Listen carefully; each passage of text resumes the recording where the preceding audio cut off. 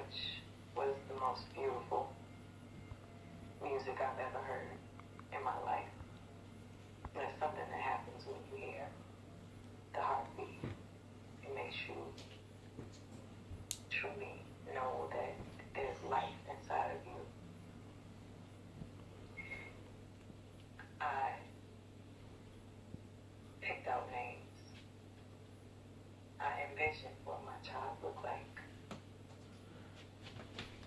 Most women grow up and they dream about having their children. Not only having their own children, but wanting to bear their own children, carry their own children, go through 9 months, 10 months of having their child grow within their tummy.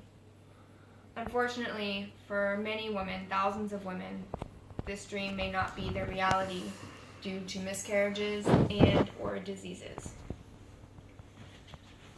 I know this isn't pretty, and it doesn't feel pretty, but this is what I had to go through because I had endometriosis, and I wanted it taken out of me so I was not in pain anymore. According to the American Society of Reproductive Medicine, endometriosis occurs when the tissue similar to the uterine lining attaches to organs in the pelvis and begins to grow outside, causing pain and possible infertility.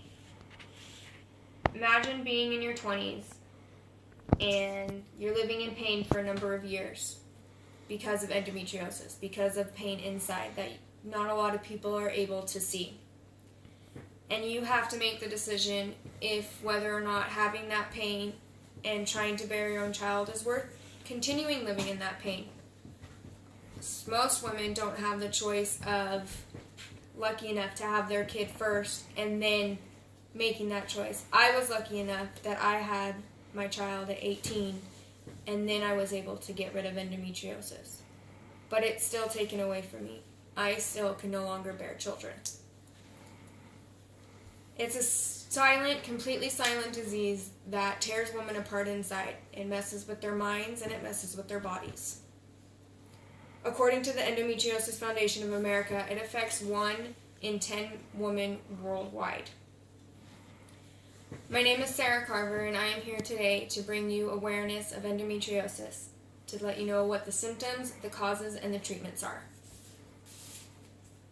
Endometriosis is a disease that goes undiagnosed because a lot of the symptoms, the main symptom is pelvic pain, and that is accompanied with the monthly menstrual cycle that every woman goes through.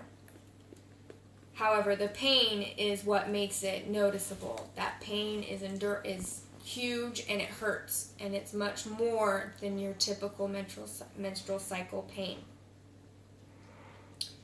It's as if your stomach is being punched from the inside over and over, day and night, as if it were a punching bag for a boxer to practice for his next match.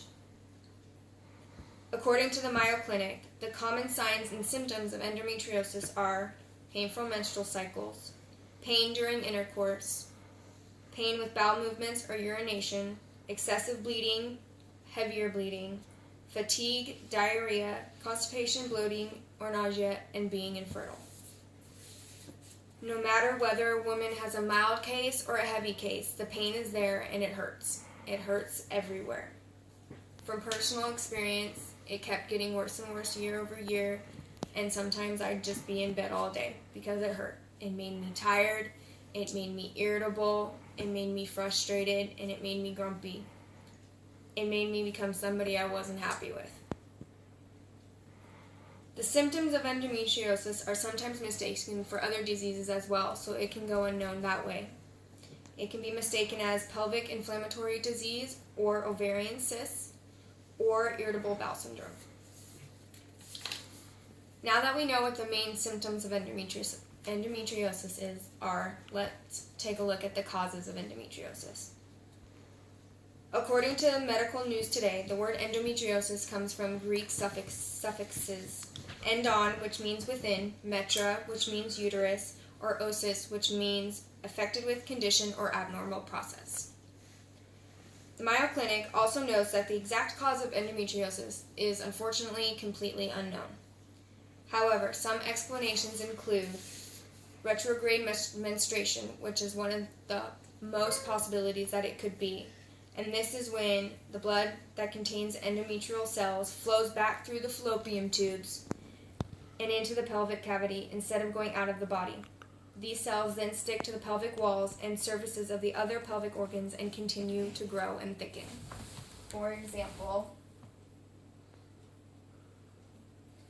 here is a map that shows where all the sites that endometriosis could possibly be. Unfortunately, it can go all the way up into here, into your intestines and your fallopian tube, and that's where even more pain is happening. And that's why it can hurt so bad all over.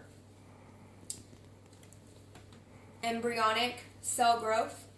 This is defined as when the lining in the abdominal and pelvic areas turn into endometrial tissue. That's when endometriosis can further develop. It can also happen after a scar, after a surgery, such as C-section or a hysterectomy. Endometrial cells will attach to the surgical incision. It can also happen by endometrial cells transport, and this happens when blood vessels or the lymphatic tissue fluid system transport endometrial cells to other parts of the body, and that's how it can get up here and further up in your area, more than just down here in your uterus. And it can also happen if you have an immune system disorder. Your immune is knocked down, it makes it harder for those endometrial cells to be killed. According to the Mayo Clinic, there are also a few risk factors that put a woman into greater risk of having endometriosis. This is never given birth, passing down from generations, from your mother, your grandmother, your aunt, or your sister, having a medical condition that prevents the normal passage of menstrual flow to the body, history of having pelvic infections, having uterine abnormalities. Now that we know what the symptoms and the causes of endometriosis are, let's look at the treatments. According to the Eunice Kennedy Shriver National Institute of Child Health and Human Development, there is currently no cure for endometriosis. There are only steps that can be taken, such as taking ibuprofen for cases that are not so heavy, or just mild cases, for doing oral contraception such as birth controls, or having surgery, taking out your parts that hurt, which is what I had to do. In conclusion, 10 million women in the USA alone are affected, and 176 million worldwide are affected, according to Endo Support Online. This disease takes a lot out of a woman, and anything that can happen that you can do to help it is what needs to be known to the world. This disease needs to be aware to more than just women out there.